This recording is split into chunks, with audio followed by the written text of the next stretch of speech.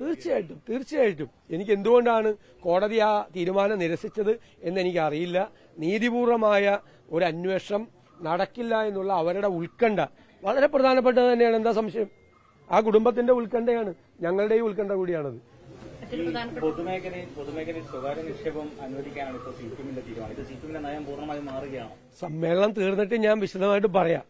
നയരേഖയല്ലത്, ഞാൻ പറഞ്ഞല്ലോ, അത് അവസരവാദ രേഖയാണ്. അതാണ് അവസരവാദം എന്ന് പറയാന്. അതിന്റെ വേറൊരു വാക്കാണ് അവസരവാദം. കാലത്തിനൊത്ത മാറ്റം എന്ന അങ്ങനെയാണ് ഇവരെല്ലാം തിരുത്തിക്കൊണ്ടിരിക്കുകയാണ്. ഇവർ പറഞ്ഞ മുഴുവൻ കാര്യങ്ങൾ ഇവർ തിരുത്തിക്കൊണ്ടിരിക്കുകയാണ്. ജീവിതകാലത്ത് മുഴുവൻ പറഞ്ഞത് മുഴുവൻ തിരുത്തിക്കൊണ്ടിരിക്കുക. ഈ ആളുകൾ ഈ നാട് മുഴുവൻ സമരം ചെയ്ത് കുട്ടിച്ചോറാക്കി കുളമാക്കിയ ആളുകളാണ് ഇവര്. എന്നിട്ട് ഇവരിപ്പോ തിരുത്തുവാണ്, അവരുടെ സൗകര്യം വരും. പിന്നെ ഒരു നാട് മുഴുവൻ സാമ്പത്തികമായി തകർത്ത് തരിപ്പണമാക്കി. ഖജനാവിൽ പൂച്ച പെറ്റ് കിടക്കുകയാണ്. എല്ലാ സാധനങ്ങളും സ്തംഭിപ്പിച്ച് ഒരു ട്രഷറിയിലൊക്കെ പൂർണ്ണമായ നിയന്ത്രണമാണ്. എന്നിട്ട് ഇവരുടെ ദുർഭരണം കൊണ്ട്, ഇവരുടെ ഫിനാൻഷ്യൽ മിസ്മാനേജ്മെന്റ് കൊണ്ട് കേരളത്തെ തകർത്തതിന് ശേഷം ഇനി ഇവര് നയം മാറ്റത്തിലൂടെ സെസ് ഏർപ്പെടുത്തി, ഫീസ് ഏർപ്പെടുത്തി നമ്മളെ കൊല്ലാൻ വരുവാണ്. വീണ്ടും സാധാരണക്കാരായ മനുഷ്യരുടെ മീതെ വീണ്ടും ഫീസ് ഏർപ്പെടുത്തുകയാണ്. ഇവരുടെ ദുർഭരണത്തിന് ബലിയാടാകുന്നത് സാധാരണക്കാരായ മനുഷ്യരാണ്. ജീവിക്കാൻ പോലും നിവൃത്തിയില്ലാതെ മനുഷ്യർ നിൽക്കുമ്പോഴാണ് വീണ്ടും സെസ്, വീണ്ടും നികുതി, വീണ്ടും ഫീസ് കൂട്ടുക.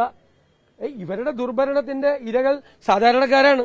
എന്നിട്ട് ആ സാധാരണക്കാരിൽ നിന്ന് തന്നെ ഇവര് പെൻഷൻ കൊടുക്കാത്ത ആളുകൾ, ക്ഷേമനിധി കൊടുക്കാത്ത ആളുകൾ, ഇവര് ആനുകൂല്യങ്ങൾ കൊടുക്കാത്ത ആളുകൾ, ആരോഗ്യ ആനുകൂല്യങ്ങൾ നിഷേധിക്കപ്പെട്ടവര്, ആ പാവങ്ങളിലെ ഇന്ന് വീണ്ടും സെസ് മേടിക്കാനും ഫീസ് മേടിക്കാനും പോവുകയാണ്. നമുക്ക് സമ്മേളനം കഴിയട്ടെ, സമ്മേളനം കഴിഞ്ഞ് ഈ രേഖ ഇറങ്ങട്ടെ. അതൊക്കെ നോക്കാമല്ലേ, അതൊക്കെ അവരെ ആഗ്രഹമല്ലേ. ഒരു രാഷ്ട്രീയ പാർട്ടിയും അങ്ങനെ ആഗ്രഹിക്കുന്നതിലോ സ്വപ്നം കാണുന്നതിലോ ഒന്നും ഒരു തെറ്റുമില്ല. അടുത്ത പ്രാവശ്യം തോറ്റുപോട്ടെ എന്നൊരു സംസ്ഥാന സമ്മേളനത്തിന് തീരുമാനിക്കാൻ പറ്റുമോ? തോറ്റുപോകുമെന്ന് ഉറപ്പുണ്ടെങ്കിലും അങ്ങനെ തീരുമാനിക്കാൻ പറ്റുമോ? അങ്ങനെ തീരുമാനിക്കാൻ പറ്റില്ലല്ലോ. ഇത് അല്ല, നയത്തിൽ എല്ലാ കാര്യത്തിലും നയത്തിൽ മാറ്റം വരുത്തുന്നത് നല്ലതല്ല. ഇത് വിൽപ്പന കൂടിയാവും. ഞാൻ ചോദിക്കട്ടെ, ഡൽഹിയിൽ എന്താണ് നടക്കുന്നത്? ഡൽഹിയിൽ ഈ പൊതുമേഖലാ സ്ഥാപനങ്ങളുടെ നടക്കുന്നത് വിൽപ്പനയാണ്. ഞാൻ പറയല്ല, ഇവര് ലെഫ്റ്റ് അല്ലല്ലോ, ഇവര് തീവ്ര വലതുപക്ഷ ലൈനാണ്. അല്ലല്ല, യു പി ഒന്നും നടത്തിയിട്ടൊന്നുമില്ല. യു പി ഒന്നും നടത്തിയിട്ടില്ല. ഇവര് വന്നതിന് ശേഷമാണ്, BJP ഗവൺമെന്റ് വന്നതിന് ശേഷമാണ് ആ വിൽപ്പനയ്ക്ക് വെച്ചത്. ഇവര് ലെഫ്റ്റ് അല്ല എന്ന് ഞാനല്ലേ എപ്പോഴും പറയാറ്. ഇപ്പൊ നിങ്ങൾക്ക് മനസ്സിലായില്ലേ, ഇവര് ഒരു ഇടതുപക്ഷമല്ല, ഒരു കമ്മ്യൂണിസ്റ്റും അല്ല, ഇവര് തീവ്ര വലതുപക്ഷ നിലപാടാ. ഇവര് പ്ലാനിങ് വിട്ടു പ്രോജക്റ്റിലേക്ക് പോവാണ്. സംഘപരിവാർ ഗവൺമെന്റ് ചെയ്യുന്നത് പോലെ കംപ്ലീറ്റ് ചെയ്യാണ്. കോൺഗ്രസിന് പ്ലാനിങ് ഉണ്ടായിരുന്നു. ഞങ്ങളുടെ സെന്റർ തന്നെ ലെഫ്റ്റ് ആയിരുന്നു. ഞങ്ങൾ സെൻട്രിസ്റ്റുകൾ എന്നല്ലേ പറയണത്. ഞങ്ങളുടെ സെന്റർ തന്നെ ലെഫ്റ്റ് ആയിരുന്നു. എല്ലാ തീരുമാനങ്ങളും ലെഫ്റ്റ് ആയിരുന്നു. ഞങ്ങളല്ലേ ഏറ്റവും വലിയ ഗ്രാമീണ തൊഴിലുറപ്പ് പദ്ധതി കൊണ്ടുവന്നത്, മഹാത്മാഗാന്ധി ഗ്രാമീണ തൊഴിലുറപ്പ് പദ്ധതി, NRHM ആ പദ്ധതി കൊണ്ടുവന്നത്, റൈറ്റ് ടു എഡ്യൂക്കേഷൻ കൊണ്ടുവന്നത്, റൈറ്റ് ടു ഫുഡ് കൊണ്ടുവന്നതൊക്കെ ഞങ്ങളല്ലേ. ഞങ്ങളെവിടെ വലതു? ഞങ്ങള് ആയിരുന്നു ശരിക്കും ഇടതുപക്ഷം.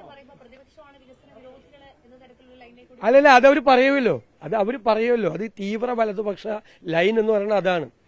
ഈ സർക്കാരിനെ വിമർശിച്ചാൽ അവർ ദേശവിരുദ്ധരാവും, BJPയുടെ ലൈനാണ്. ഇവിടെ സർക്കാരിനെ വിമർശിച്ചാൽ സംസ്ഥാന വിരുദ്ധരാവും. രണ്ടും തമ്മിൽ എന്താ വ്യത്യാസം? ചേട്ടന്റെ പുറകെ പോവുകയാണ് അനിയൻ, അണ്ണനും തമ്പിയാണ്.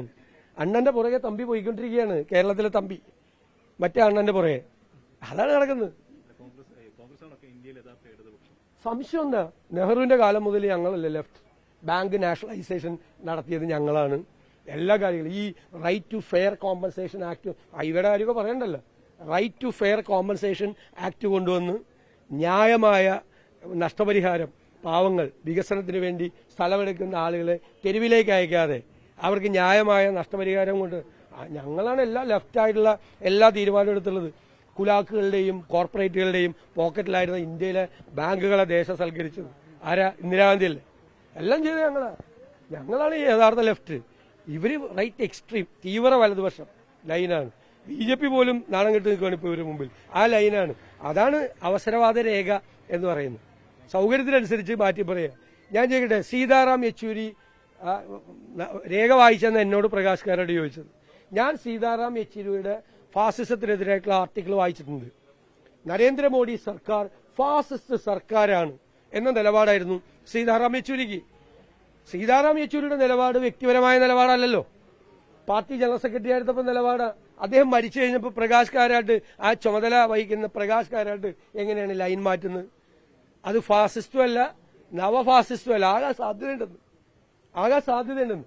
ഇന്ത്യയിലെ ബി ജെ പി എതിർക്കുന്ന എല്ലാ പ്രതിപക്ഷ പാർട്ടികളും ഒറ്റ വാക്കിലാണ് പറയുന്നത്, ഒറ്റ നാവ്, എന്താ ഇത് ഫാസിസ്റ്റ് ഭരണമാണ് ഇന്ത്യയിൽ നടക്കുന്നത്. ഇപ്പൊ CPM മാത്രം പറയുന്നു ഫാസിസം അല്ല നവഫാസിസം ഇല്ല, ആകാൻ ചാൻസ് ഉണ്ട്. അതിനേക്കാൾ വലിയ സർട്ടിഫിക്കറ്റ് മോഡി സർക്കാരിന് കൊടുക്കേണ്ട കാര്യം എന്താ?